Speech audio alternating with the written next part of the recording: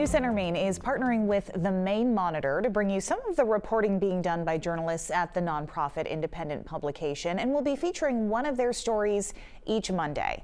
Today, we are talking about the American Rescue Plan Act, or ARPA, as some call it, and how that federal money has been used right here in Maine.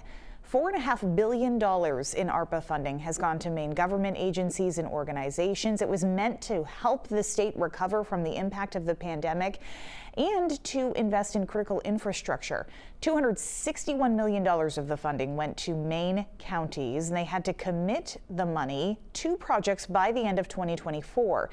They have to spend all of the money by December 2026. Stephanie McFeeters is the deputy editor of the Maine-Monitor. She joins us to talk about what she's learned from some of that reporting right here in Maine. First off, thank you for joining us. Thanks for having me. Let's talk about why you even started digging into this. What was the idea here?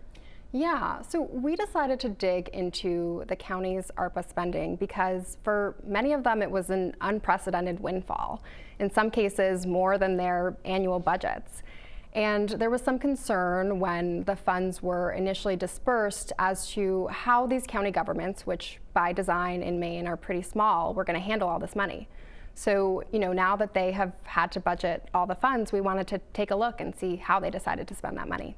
What was the process of doing some of this digging and finding out where the money was going? Yeah, so the counties are required to submit regular reports to the Treasury Department, and the Treasury Department then shares that data in the form of giant spreadsheets that cover local governments across the United States. And we worked with a team at the Investigative Reporting Workshop out of American University, and they basically helped us organize and analyze that data.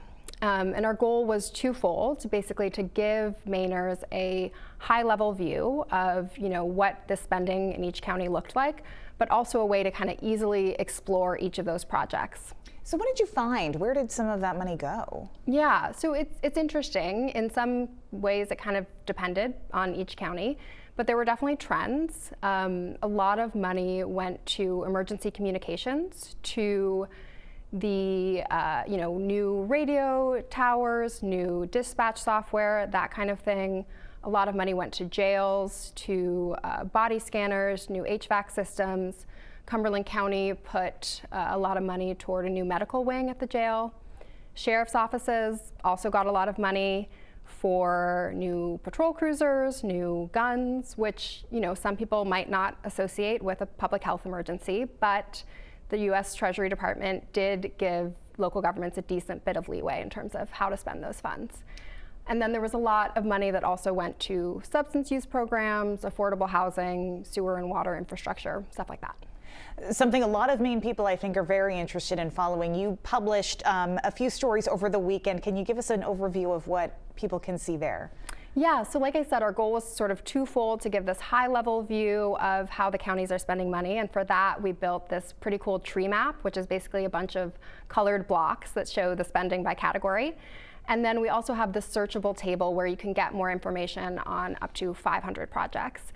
And then we partnered with a few local newsrooms across the state to dig into particular spending decisions, and those stories will be available on our website as well.